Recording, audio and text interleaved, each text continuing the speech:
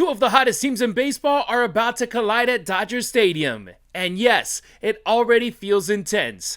Dodgers, Phillies, giving us October vibes in late May.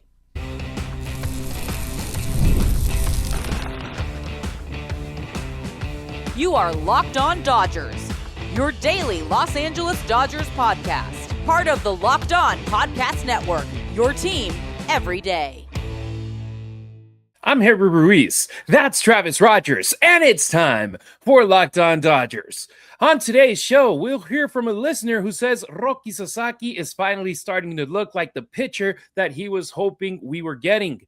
MLB owners officially propose a salary cap system for the first time in decades. But first, Dodgers, Phillies, here we go again.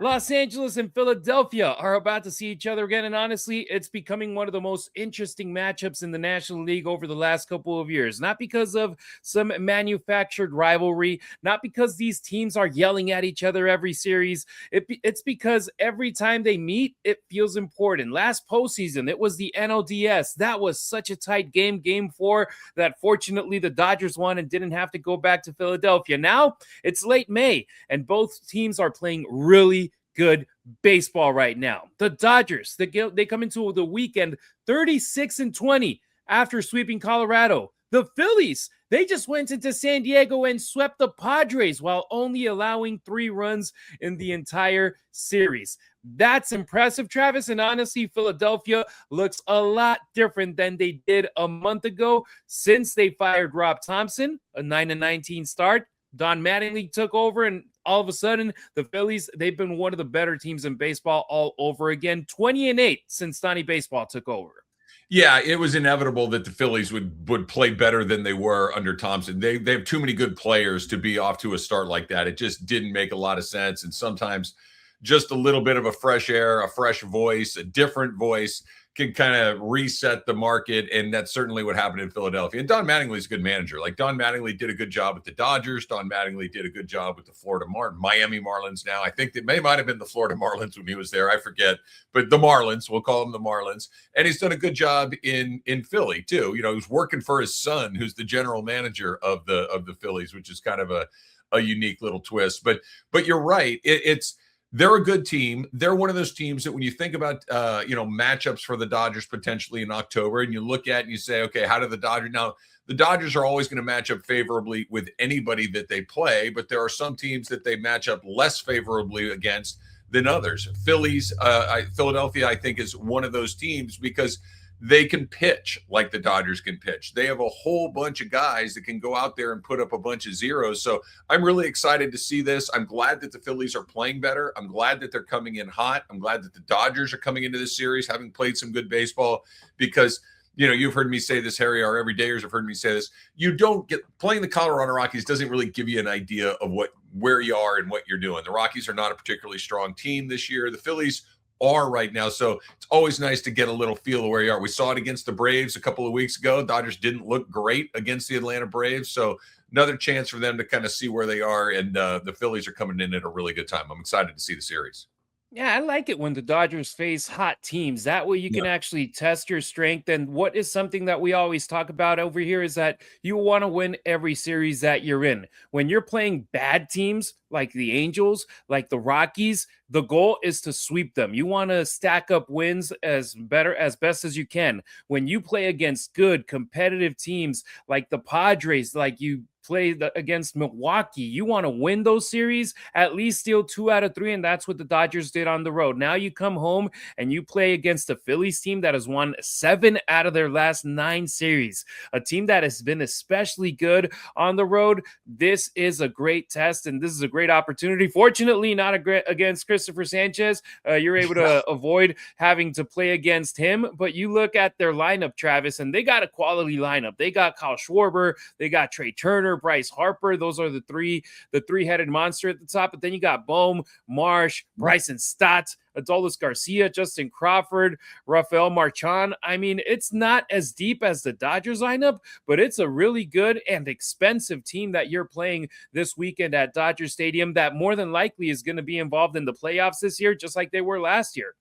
Yeah, I think that they're not as deep as the Dodgers. No one really is, but they do go beyond, 2 or 3 good players. I think, you talk about Marsh, you talk about Stott, you talk about some of these, those are good players. Those are guys that would start on just about every team in the major league. So those are not easy out. So I do think that the depth of the lineup is going to challenge the Dodger pitchers in a way that we really haven't seen a lot this year. Maybe Atlanta a little bit earlier.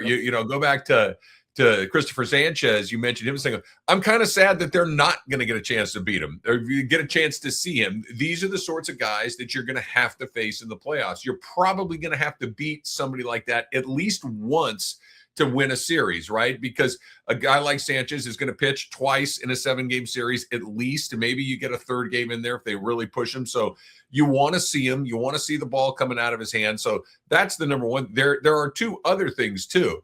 I think that there's an opportunity to end his scoreless inning streak, keep my man Oral Hershiser's record nice and far out of reach. He's still got a ways to go to be sure, but he's in the 40s, which is no joke. That's a real incredible run of scoreless innings for a starting pitcher. Number 2, you beat him up a little bit. That gives Ohtani maybe one less car on the road as far as the traffic to the Cy Young Award goes. So an opportunity there in a variety of ways. So that Sanchez is not going to pitch in this series. I get it. Beating him is not easy, that's for sure. And then lastly, if you can get to him and you do knock him around a little bit, that stuff sticks in your head. So when it comes back around in October again, it's like, this is the one team that I have not had success against. That stuff can linger a little bit. So a little disappointing that Sanchez isn't going to go. And there's just the pure entertainment factor of seeing one of the best pitchers in baseball too. So a little bit of a drag there, but I'm sure they will see him later on when there is a lot more at stake than there is at the end of May. In a month and a half, July 20th through the 22nd in Philadelphia, the Dodgers will be taking on the Phillies once again. By the way, you brought up a car, so shout out to Oral Hershiser. He just opened a new car dealership. He's in the driver's seat right now, I think, to still preserve that streak, because Christopher Sanchez, all you need is one home run out of nowhere on a bad pitch, and that streak is over. It's very, very hard, though, to do what he has done, and it's going to be fun to follow along every time that he's up in the mound. But speaking about guys up on the mound, let's talk about Friday's matchup. Today, Justin Robleski, he gets the ball against Zack Wheeler, and Wheeler has looked ridiculous this season. Since returning, he's been dominant, barely allowing runs, attacking hitters, looking like one of the best pitchers in baseball again. When he's healthy, he's more than a quality pitcher when it comes to the guys on the mound for the Phillies. Meanwhile, Robleski, he's going to try to stabilize after a rough stretch. He's allowed 14 runs over his last 3 starts, and the Phillies lineup is not exactly the team that you want to face when you're trying to get back on track. Yeah, I think both of these pitchers are a perfect example of why I take the approach to baseball that I do. Talent always wins out. The long run is always better than the short run. You're always going to. Zack Wheeler is awesome. Zack Wheeler is one of the best pitchers in baseball. And even if he gets off to a bad start, it's like, it's nothing more than a bad start. I went to a game in Philadelphia last summer at Citizens Bank Park. Wheeler was pitching. Saw him pitch a complete game, 1-hit game against the Reds where he struck out 14 guys. It was just like he was just wiping people out. It was just a mismatch. He can do that to anybody at any time. He's that good of a pitcher. So when he got off to a little bit of a bumpy start, it's like, yeah, that's not going to last. Buckle up for when he turns back into Zack Wheeler. He has. And here he's coming in and he looks like Zack Wheeler again. I think the same is true of Justin Robleski. Now, what I don't know is where the waterline actually sits with Robleski. Was he the guy that was unhittable for the first 5 or 6 starts? No. Is he the guy that's really kind of struggled his last 2 or 3 starts? I don't think so. It's probably somewhere in between, but you're starting to see that market correction on a guy like Robleski, who wasn't going to pitch, 7-8 innings every time he went out there and give up 1 or 2 runs. It's just, that's Clayton Kershaw kind of stuff. And he's not Clayton Kershaw. So I do think that it's interesting to see kind of where he's going to settle. I think we're getting a better idea the more he pitches, but it's a really good opportunity for Robleski to go out there and kind of settle everything down again, because he has not been nearly as sharp as he was early in the year. Saturday is fascinating, Travis, because it's Roki Sasaki against Andrew Painter. And Roki, we've seen encouraging signs from him, and we're going to dive deep into him in the third segment of today's show because a listener wanted to talk about Roki. So we got a full segment coming up about him. And then Sunday gives you Yoshinobu Yamamoto versus Jesus Lazardo, which I feel that the Dodgers have the advantage in this pitching matchup. And I mean, it's just a fun series, and I can't wait to see it. Two talented teams, two deep lineups, strong pitching matchups, bullpens are rested, and another chapter between teams that keep running into each other in meaningful spots.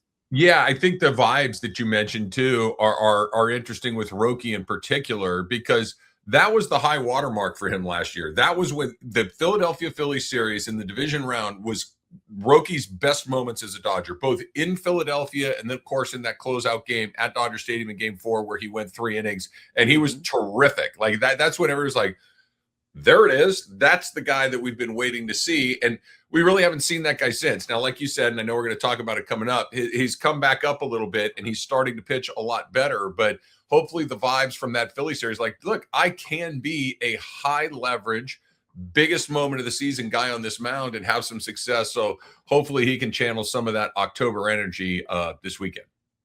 So I want to hear from you checking out our show. How are you feeling about this series? Do you think the Phillies are legitimately back, or do you still believe the Dodgers are clearly on another level above them? Drop your take in the comments or let us know on any of our social networks or hit up the Locked On Dodgers listener line, 2793-LOCKED. We want to hear where you stand.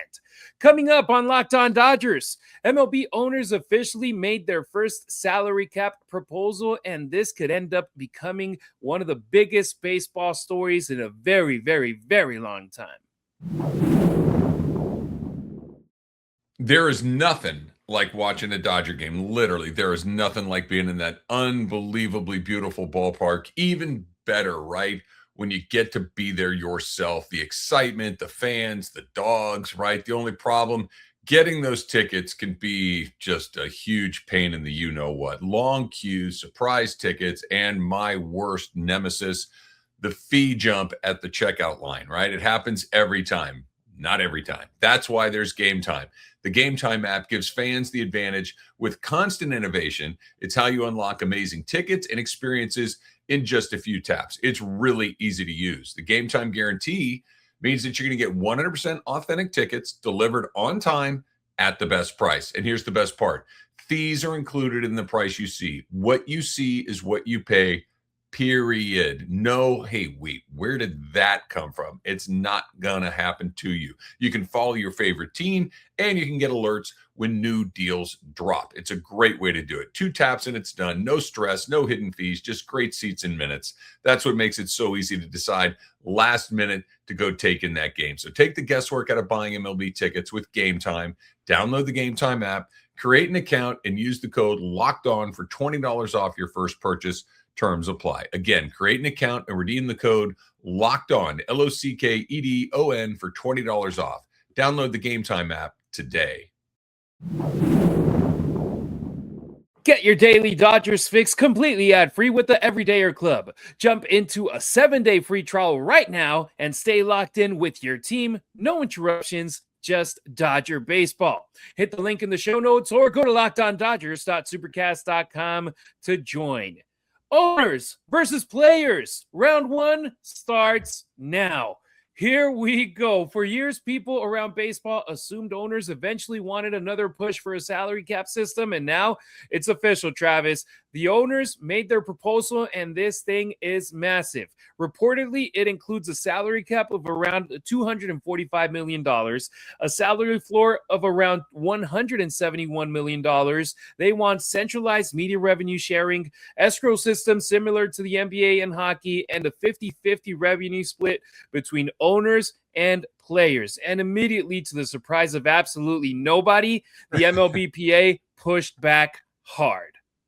Yeah, this is the opening round, right? They're a million miles apart, and I think everybody expected them to be a million miles apart. It doesn't mean that we're guaranteed to miss games. It might. I think what the most meaningful thing to me, other than the numbers themselves, we can talk about those in a minute, is this is the very first time since 1994 that the owners have proposed a hard salary cap.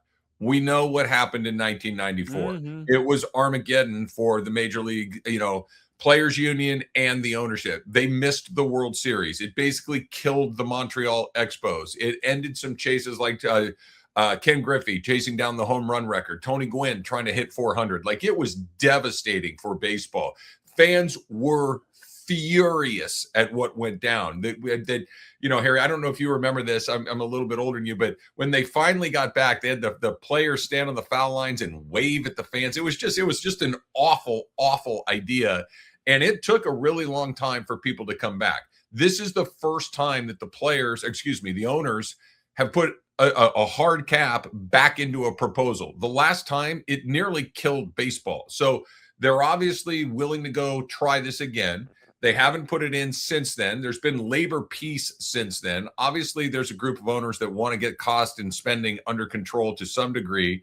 I'm really interested to see what happens next, because the players are not going to accept a hard cap. Now, are there going to be penalties like apron levels in the NBA where it works more or less as a hard cap? And if you want to be the Dodgers and take on these massive tax penalties, maybe.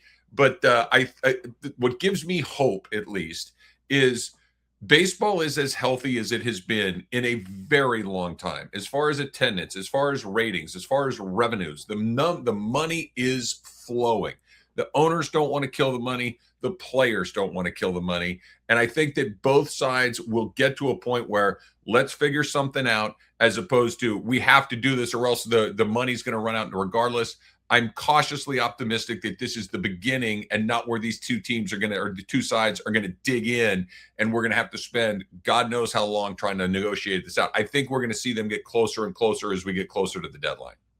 Yeah, you obviously always start negotiations with the extremes, like numbers that you're probably not going to get, but then that you can start the give and take, the back and forth, the let me see what I can give up, let me see what that other part gives up, and we're going to find the happy medium somewhere in between both of these numbers. Because if you look at that number, $245 million salary cap, right now there are 6 teams above that number when it comes to total payroll. Mets, Dodgers, Yankees, Blue Jays, Phillies, Atlanta. When you look at the salary floor, Travis, half of baseball didn't reach that number this year. You're talking about Orioles, Mariners, Royals, Reds, Brewers, Rockies, Twins, Pirates, Rays, Cardinals, Athletics, Nationals, White Sox, Cleveland, and Miami. And that's something that the players are going to say. It's like, hey, you got to spend more money if you're one of these teams and you're not putting that money up. And look, the reality is that we can't even start them to who's right, who's wrong right here. We just got to understand this is not small. This is not just another negotiation point, because like you said, once you bring that word salary cap in and you bring it to baseball, you pretty much had the sport against the ropes in 1994. And right now, baseball is the hottest it has been in decades. And you don't want to mess with that. You don't want to. And the good thing right now, Travis, is that it's May 29th. When we're recording today's show. You still have June, July, August, September, 4 months of regular season, 1 month of the postseason, and still a little bit more before training camp, spring training is about to kick off in February to figure something out. And worst case scenario, hopefully, is that you miss some preseason games, but don't mess with those late March, early April games. Don't lose any regular season action. Hopefully they can come to an agreement as soon as possible. And if not as soon as possible, before you lose regular season action. Yeah, there's an old phrase in this kind of stuff. Deadlines make deals, right? There's not going to be a deal in May or June or July or October. Deadlines make deals. The deal will get done either right at the deadline or right after the deadline. That's just the nature of these negotiations. So I'm not holding out. Look, if it happens, great. Love to be wrong about this, but I think you're going to see it right near the deadline or right after the deadline. I think the interesting number is the one you said, that there are far more teams under the floor than there are over the ceiling. And I think that's the argument that the players are making. Like, look, you guys aren't spending the money that you have. I thought that the player proposal back to the owners had some really interesting things in it, namely the smaller market teams, the lower revenue teams that will receive rev share money. If they take that money and reinvest it back into the team, reinvest it back in the ballparks, reinvest it back into players, that you get incentives for signing free agents, you get incentives for being more competitive as opposed to just taking the money and putting it in your pocket. I think that's an interesting idea. Just to use as an example, if the Dodgers should cut the Kansas City Royals a rev share check and the Royals use it to turn around and sign Bobby Witt, then all of a sudden the Royals should get additional benefits because they're investing back in their team. But if the A's take the money and stick it in their pocket so they can buy more boats and airplanes, then you get penalized for that. You lose. That makes a lot of sense to me, that if you're going to take rev share money, it needs to be money that goes back into the team. It goes back to the players. It goes back to something that ultimately helps the fans, whether that's a better ballpark experience, whether that's better players. And then you will incentivize people to spend more money on the team, which in here will make your team more competitive, which will get more people through the gates, et cetera, et cetera. So I think there's some really interesting tidbits in both of these proposals. I think by the time if I could look into the future, Harry, I think you're going to see some elements of the players' proposal, some elements of the ownership proposal. I think they'll get a deal done. Maybe spring training gets compressed and they're, instead of playing the 25 or 30 games that they typically play, maybe they play 15 or 20. I don't know, but I'm maybe I'm being a little naive. I don't know. I'm hopefully and I'm cautiously optimistic that real baseball will not be compromised. Fingers crossed that that's the case, and we'll be following the story. Another case, another situation within this that impacts the Dodgers is that baseball, the part of the proposal is also to split the TV revenue equally between everybody. Yeah. And the Dodgers, they're one of the teams that makes the most money off of their local TV deals. So that would be a part where you look at the NFL, and they're a huge success when it comes to that because they're able to negotiate their TV rights within the product. But right there, the product is football. It's the sport. In baseball, the teams are the products. You want to watch the Dodgers. You want to watch the Yankees. Why are the Rays, with the type of fans that they bring to their product, going to make the same money that the Dodgers? That's my opinion, and that's something where it's like, well, it's not fair in my opinion, but it's part of the negotiation ploy as well. Sure. I don't mind the negotiation of it all. It just doesn't make a ton of sense to me because you're right about the football model. All the TV money is national money, right? Equally. Every game is on national TV. It's also on in the local markets, but the inventory is so much smaller. You get 17 of these. In baseball, there's 100, and by the time you take out national games, it's about 150 games. What the Dodgers get on a Wednesday night is different than what the Kansas City Royals get on a Wednesday night, what the Miami Marlins on a Friday on any of these things. And it's just that doesn't ring true to me. Now, should it be divided differently? Perhaps, but to be divided equally makes no sense to me whatsoever. That the Dodgers have 20 million people in greater Southern California. Cincinnati has what, a few 100,000. Like, it just doesn't make sense to me how that money gets divided evenly when the inventory is so different than football. If there were only 18 baseball games a year, sure, divide it evenly and everybody can drink from the same faucet. But this is that one did not make a lot of sense to me. I don't know why teams like the Dodgers, the Yankees, the Cubs, teams like that would ever want to sign up for something like that. So what do you think as a baseball fan, as a Dodger fan? Would you support a salary cap system if it also guaranteed a salary floor? Or do you think baseball should stay exactly the way it is? It's maybe two different answers, Travis, if you're a baseball fan and if you're a Dodger fan. Drop your answer in the comments or hit me on social at Harry Ruiz on X, at Harry_Ruiz on Instagram, or on TikTok at Harry Ruiz_. Travis, he's available on X and IG at Travis Rogers. Next on Locked On Dodgers, a Dodgers fan from Northern Cali explains why he's becoming a huge believer in Roki Sasaki once again. Baseball season is here, and you can trade every game on Kalshi. You heard me right.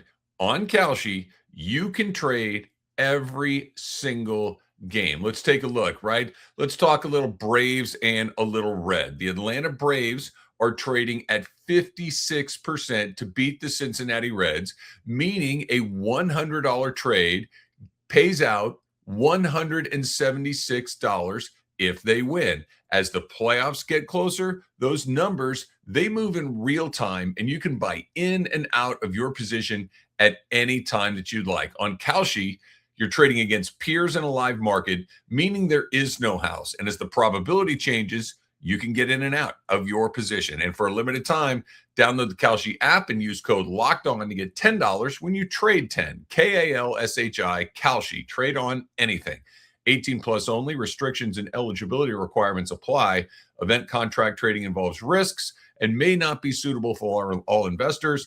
Prices, values, and available markets may differ from those mentioned. For more information, see kalshi.com/regulatory. Are you new here? Welcome. Everydayers, you already know you're the heartbeat of our show. It's easy and free to help us out. Subscribe and like our content on YouTube. Drop a 5-star review on Apple or Spotify and hit up the Locked On Dodgers listener line. 2793-LOCKED. That's 279-356-2533. Just like Cameron from Chico, California, who is part of the Roki believers that keep on growing. He talked about Sasaki after his recent outing against Milwaukee and why it has him very encouraged. I just wanted to comment on Roki Sasaki's start against the Brewers.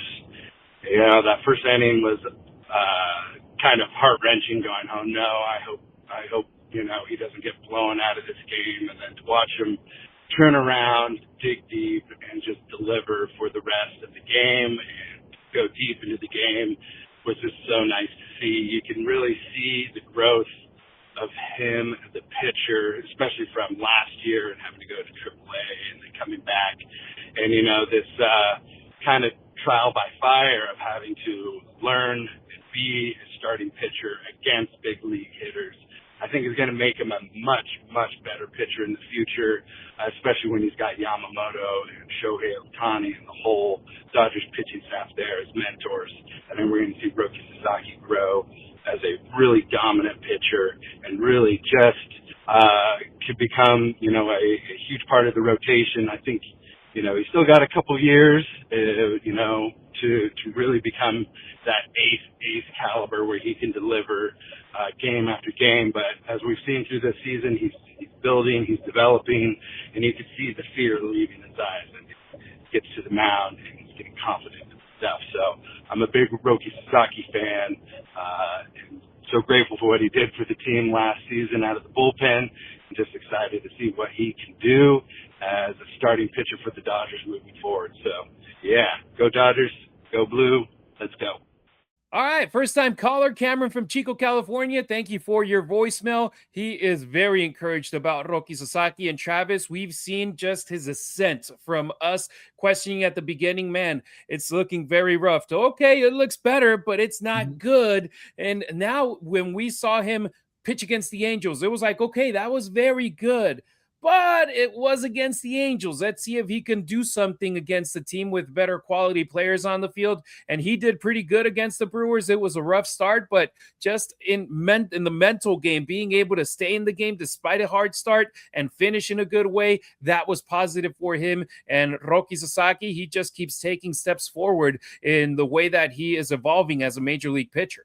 Yeah, I think Cameron put his finger in the center of the bullseye with saying what he said, because I saw the same thing, and I'm really excited about this specifically. You can see it on his face that he is more confident than he was 2 weeks ago, a month ago, a year ago. Like, I think Cameron saying you can see the fear leaving his eyes. Roki, and look, we're all little amateur psychologists here when we're looking at somebody and trying to project what's going on in his head. But you could really kind of see that Roki was very uncomfortable, that he was not feeling like he was King Kong up there, that he was out there hoping to get guys out as opposed to expecting to get guys out.